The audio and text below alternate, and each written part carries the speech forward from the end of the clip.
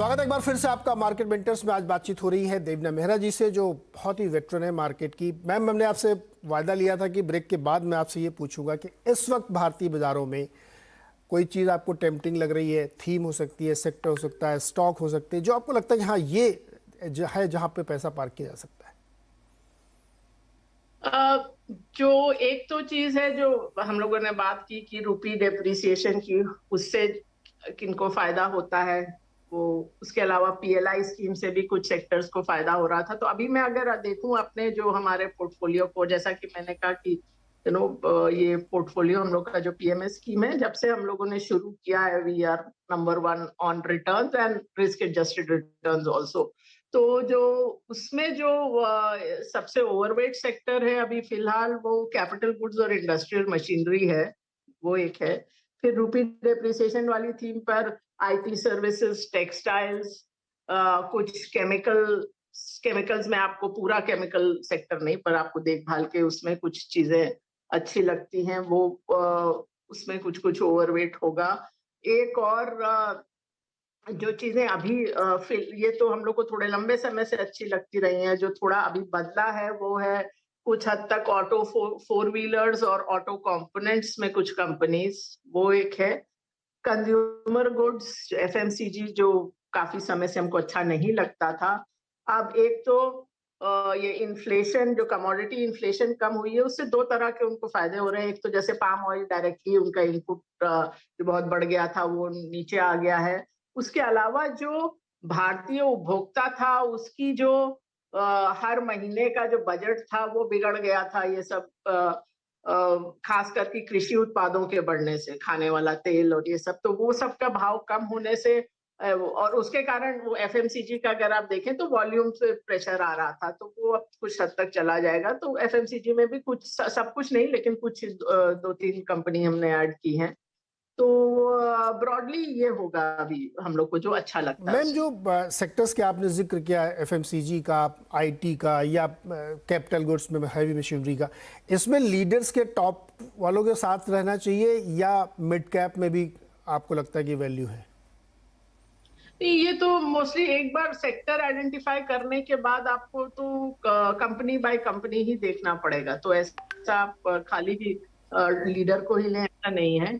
और जैसा कि मैंने कहा, कई सेक्टर तो ऐसे भी हैं, जैसे केमिकल्स है, जिसमें कुछ ये जो पूरा केमिकल्स में प्राइस हाइक हुआ था, उसमें कुछ के लिए तो जो वो बनाते हैं उत्पाद, उसका भाव बढ़ा था जो उनके लिए अच्छा था। और कुछ ऐसे थे जिनका जो वो इस्तेमाल करते हैं, जो इनपुट है, उसका भाव बढ़ा था, तो उनके लिए तो मार्जिन प्रेशर आया। तो आपको एक बार तो फिर देखना पड़ेगा कंपनी बाय कंपनी ही। ये 2021 जैसा मार्केट नहीं है जहां थोड़ा कम थोड़ा ज्यादा सभी कुछ चला। ये मार्केट थोड़ा ज्यादा सेलेक्टिव रहेगा। ये साल के शुरू से ही वैसी स्थिति रही है और अभी भी वही हमारा समझना है कि आपको सेलेक्टिव रहना पड़ेगा। मैम, जो टेक्सटाइल सेक्टर का आपने जिक्र किया, करेंसी का बेनिफिट को मिल सकता है, लेकिन ये बड़ा सिक्लिकल सेक्टर है। अब जैसे मैं एक रिपोर्ट पढ़ रहा था यूएस की, जिसमें बताया कि कॉटन प्राइसेस में कुछ ऐसे प्लेयर्स भी पहुंच गए जिनको कॉटन से कोई लेना देना नहीं, लेकिन वो प्राइस डिस्टॉर्ट कर रहे हैं। मार्केट में प्राइस चल रहा है 0.87 सेंट का, और वो उसको 0.99 पे ले जाते हैं, जबकि टेक्सास में सूखा पड़ा है, नहीं हो रही कॉटन। तो ऐसे जो बहुत ज़्यादा अनसर्टेनिटी वाले सेक्टर, उसमें रहना चाहिए लंबे समय के लिए। वो टेक्सटाइल में आपको खाली, मतलब अगर आप बिल्कुल कमोडिटी एंड पे हैं तब इसका डायरेक्ट असर पड़ेगा। अगर आप वैल्यू एडेड या ब्रांडेड में हैं तो वो थोड़ा सा अलग हो जाता है। और कॉटन भी ऊपर से तो काफी नीचे आया है। कॉटन जहां तक इंक्रीज हुआ था वहां से नीचे आया है। और इससे तो मुझे ये याद आया कि जब अमेरिकन सिविल वॉर हुई थी तब भी कॉटन के प्राइस बहुत ऊपर नीचे हुए थे, और बॉम्बे के बहुत से जो स्पेक्युलेटर्स थे उन्होंने उसमें पैसा बनाया भी और फिर खोया भी। प्रेमचंद रॉयचंद से लेके। बिल्कुल बिल्कुल। मैम, एक लास्ट क्वेश्चन जाते जाते, कि ये जो एफआईआईज इतना पैसा निकाल के ले गए हैं, और लास्ट 2 क्वार्टर से हम लोग जो डेटा देख रहे थे उसमें पिछले क्वार्टर में, दिसंबर क्वार्टर में क्लोज टू 1% उन्होंने अपनी होल्डिंग कम की थी, और लेटेस्ट में मार्च क्वार्टर तक उन्होंने 0.5% कम की। तो ये इनका गुस्सा अब खत्म होगा, वापस आएंगे अब ये? मैं ये चीज कई बार बोल चुकी हूँ बहुत सारे इंटरव्यूज में कि मैं एफआईआई फ्लोज को फॉलो नहीं करती हूँ, क्योंकि मुझे नहीं लगता कि उसका बाजार के डायरेक्शन से बहुत कुछ लेना देना होता है, और डेटा यही दिखाता है। तो ये डेटा शुरू में हम फॉलो करते थे और ये देखा कि ये इससे कुछ भी पता नहीं लगता है, तो वो डेटा ही फॉलो करना मैंने छोड़ दिया। मैं आपको खाली एक ही डेटा पॉइंट बताती हूँ कि ये एफआईआई आए हैं मार्केट में 93 94 में, बिकॉज वो एफआईआई का जो रेगुलेशन आया था वो 93 बजट में आया था, और वो 94 से 2003 ये 9 साल थे जब बाजार ने जीरो रिटर्न दिया।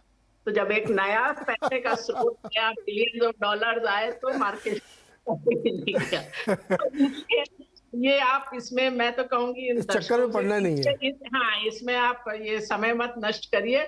इसका खाली एक ही प्रभाव हो सकता है, वो अपने बैलेंस ऑफ पेमेंट पे जो थोड़ा बहुत फर्क पड़ता है, बस फंडामेंटल फर्क। मैडम आपने ये बात कह के ना बड़ी मन को शांति दी कि लोग रोज जो एफआई का डेटा देख के बीपी बढ़ाते हैं उसको मत देखिए। देखिए ये तजुर्बे के साथ बता रही मैम कि आपको बहुत एफआई को देख के चिंता नहीं करनी चाहिए। अपने घरेलू कंपनियों को देखिए, घरेलू फंड को देखिए और उस पर निवेश करिए। देवीना मैम बहुत बहुत शुक्रिया हमारे साथ जुड़ने के लिए और हमारे दर्शकों को ये बात समझाने के लिए कि आप थोड़ा सा लंबा नज़रिया रख के अगर आप उस डेटा को एनालाइज करेंगे तो आप सही कॉल ले पाएंगे। और वो जो शुरुआत में हमने 4 बातें कही थी जो मैम ने बहुत पहले कही थी वह सच साबित होती हुई दिख रही हैं। तो आज के लिए मैम इतना ही। बहुत बहुत शुक्रिया हमारे साथ जुड़ने के लिए, हमारे दर्शकों को एजुकेट करने के लिए। शुक्रिया, धन्यवाद।